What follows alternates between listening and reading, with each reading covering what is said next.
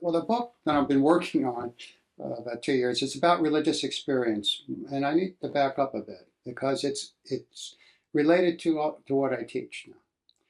I'm a physical anthropologist by training.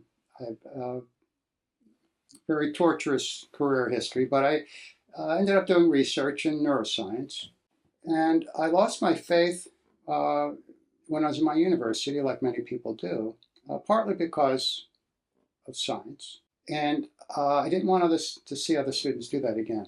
So I created a religion and science initiative about 8 or 9 years ago at the university with faculty. And for the last maybe 8 years now, I've been teaching honors classes in religion and science.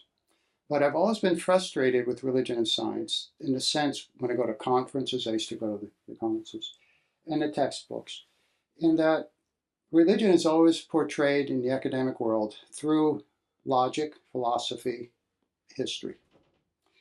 But the experiential component is missing. And science comes to the table with its data, its real facts, so to speak, and people are impressed with that.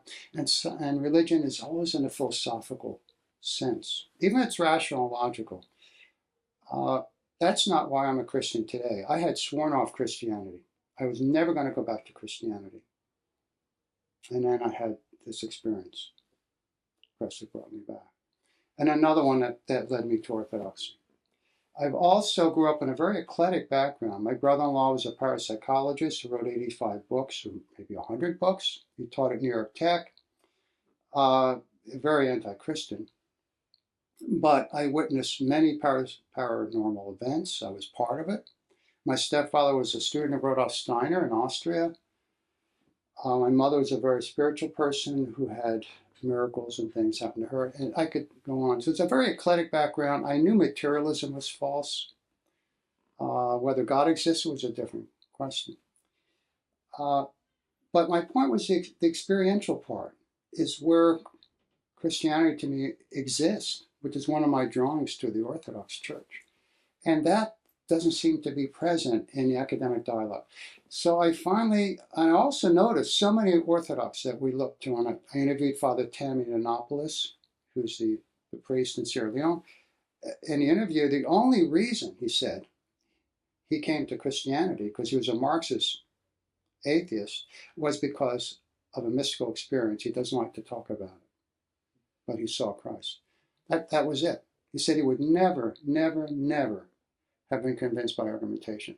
You could look at Father Anthony, who's a Coptic monk in Egypt now, a professor, atheist professor of philosophy in Australia. What brought him after? He had arguments for everything against Christianity, against religion. Now he's a monk. Why? Experience at Theotokos. And there's many examples. Metropolitan Anthony Bloom as a youth. And yet this aspect of it is generally ignored.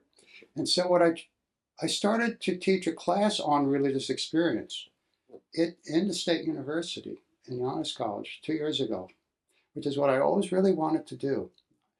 In some sense, I call it Religion and Science Part 2. And it's very heavily Orthodox. Bottom line of all of these is that it undermines the materialistic nihilism of our age.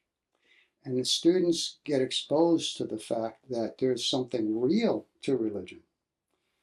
But the content is heavily Orthodox.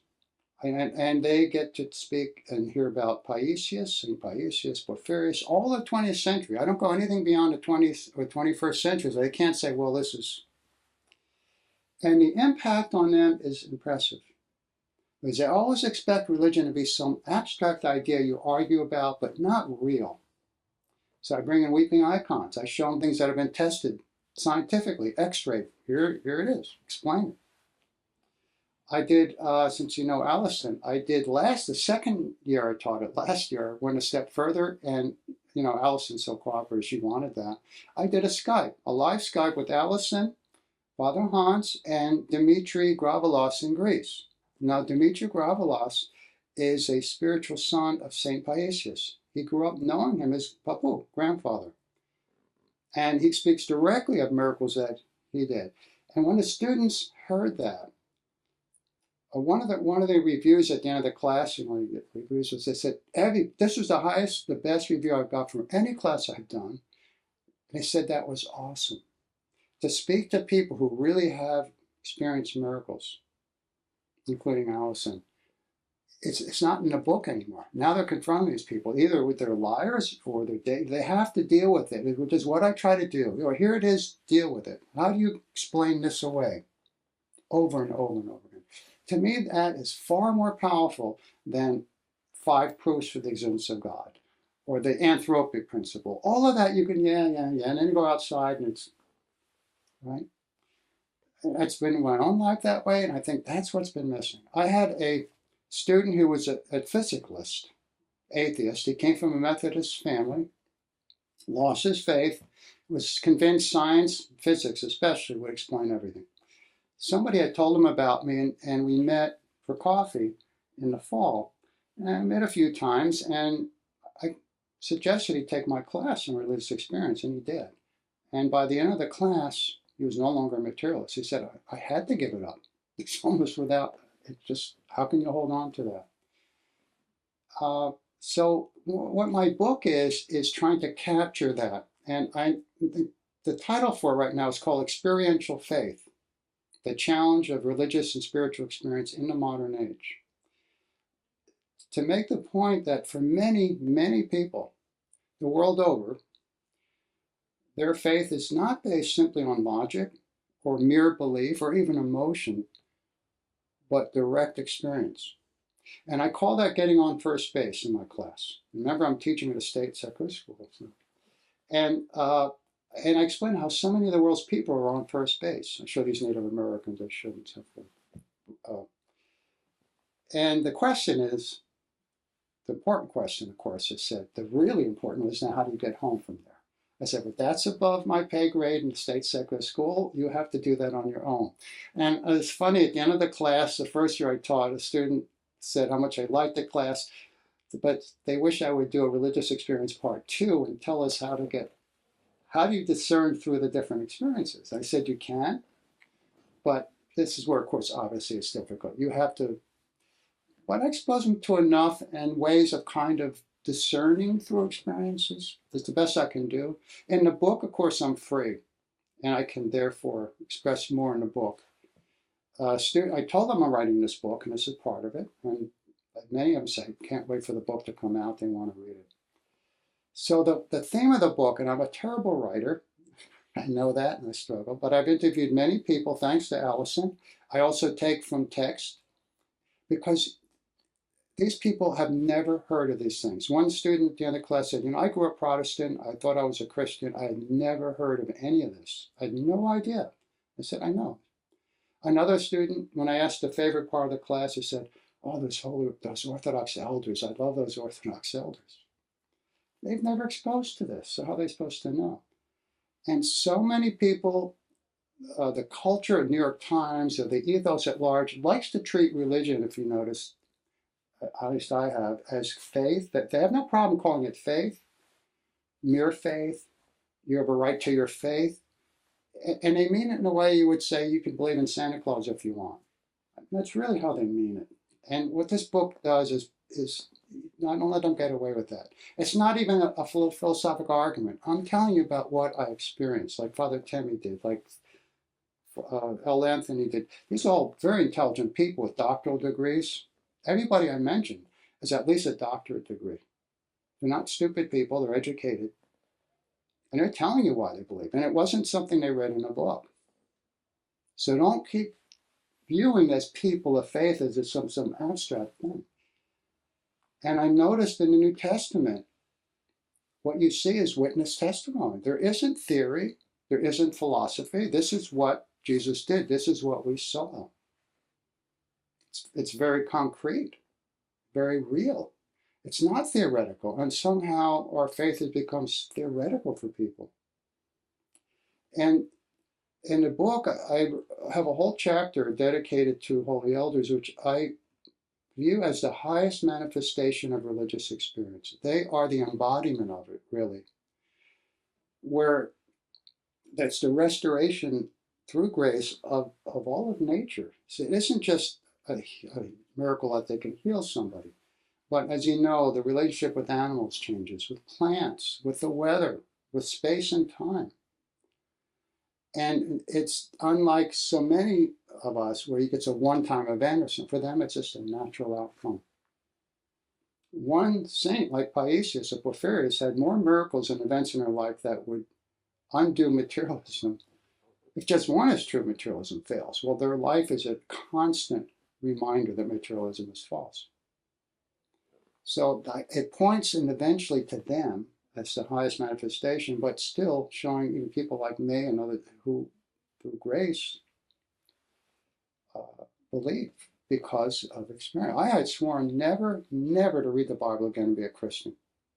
I became agnostic. I couldn't be an atheist because I had experienced paranormal things, but that doesn't mean there's a God. I had this new age. And then I was tired. I couldn't stand it. It wrecked my life in many ways because I left my wife. I divorced. I got very worldly. I really understood if there's no God, it's really, the rest is pretend reality. It's nihilism. I've written about that.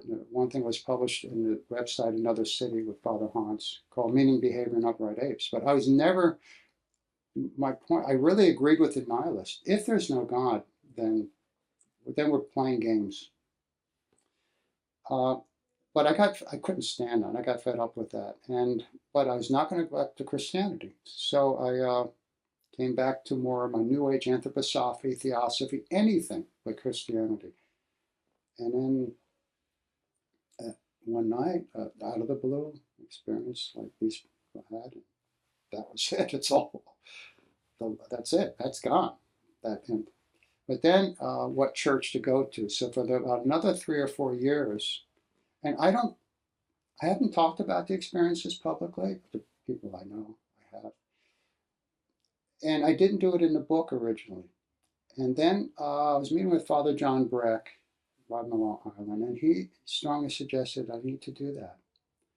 I was shy. I'm kind of shy. I don't want to talk. And I'm such a mess. But I think he's right because it explains why I'm so convinced of these things and so motivated by them.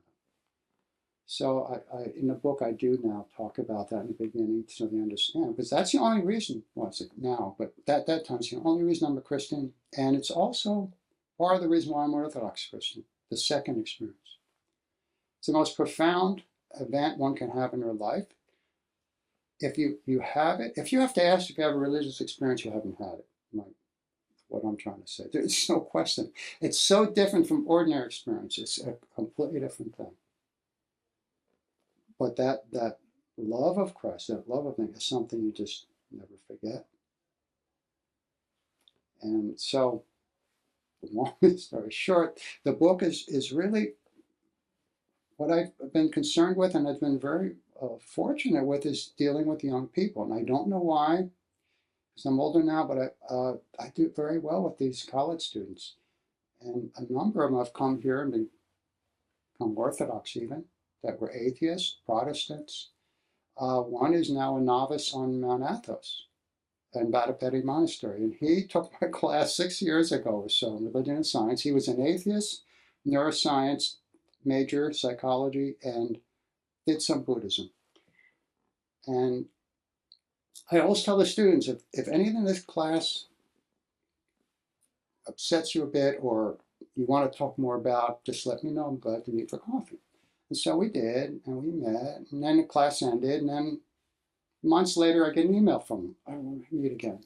And I lend books out to people all the time. So I'd lend them Mountain of Silence or give them the book.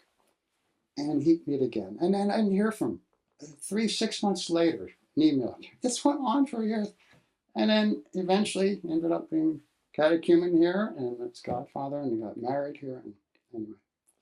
But that's just so beautiful to see. Students, I'm fortunate to teach honor students. They're intelligent. I find them, for the most part, very open. And most of them are Protestants. And I teach it in a way not to put anybody down or the Protestant, but to show them, as a Christian, your faith is very rich. You have a rich background here. And so I introduce them to Orthodox Christianity and religion and science because it's absent in the books. And people realize that now. They're beginning to do that. So since I co-edited a book on that with Gail, it's legitimate. I said, well, okay, this is the teachings of the West, of Aquinas, of Augustine, of the Reformers, but here's some Eastern perspectives. So they get exposed to that first.